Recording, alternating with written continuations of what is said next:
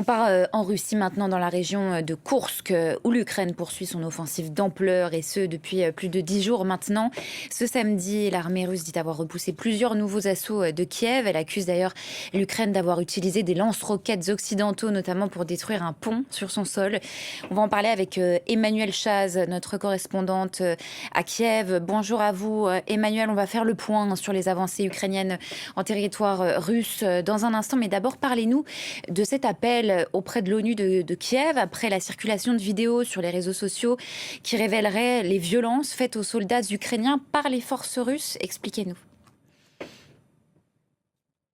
Oui, tout à fait. C'est une vidéo qui circule notamment sur les réseaux sociaux ukrainiens. Alors, elle montrerait un soldat ukrainien décapité, une tête tenue par un soldat russe masqué.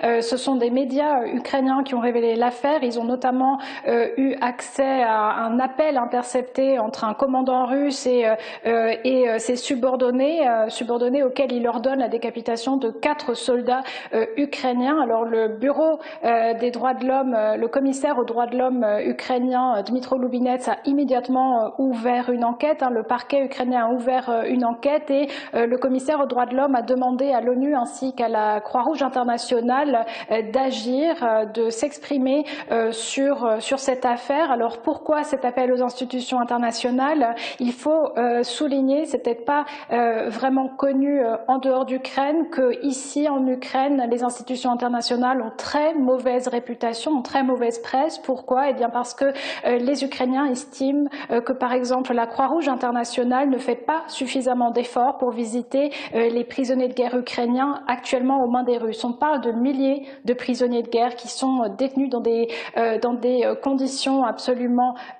terribles. Ils sont torturés quotidiennement, ils sont affamés, ils sont parfois tués également. Et pour les Ukrainiens, il manque ce soutien international, il manque cet intérêt international au sort de leurs prisonniers. Alors ce que révèle cette vidéo, c'est sans doute un énième crime de guerre russe, un crime qui s'ajoute à une liste déjà longue. Juste pour vous donner une idée, un peu plus tôt aujourd'hui, j'étais aux funérailles d'une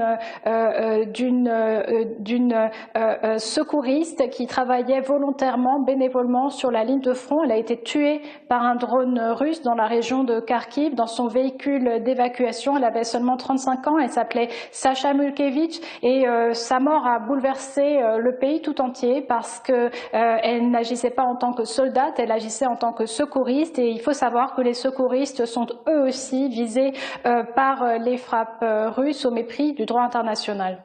Et tout cela se déroule donc dans un contexte de reprise en main de Kiev sur le terrain. Où en sont les avancées ukrainiennes, notamment à Koursk en Russie?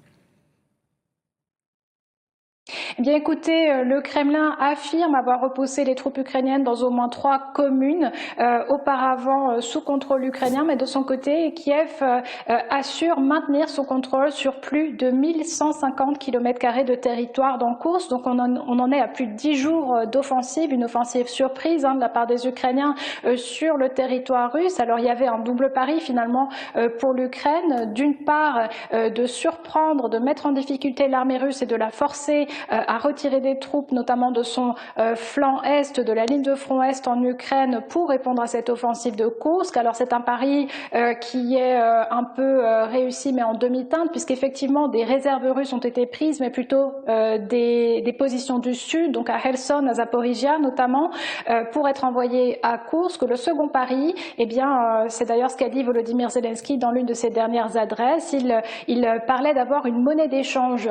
Alors il s'agit de territoires russe sous contrôle ukrainien qui pourrait être échangé contre un territoire ukrainien en cas d'éventuelle négociation, mais il s'agit aussi de prisonniers de guerre russes. On sait qu'il y a énormément de soldats russes qui ont été faits prisonniers ces derniers jours, et là encore on en revient aux prisonniers de guerre ukrainiens.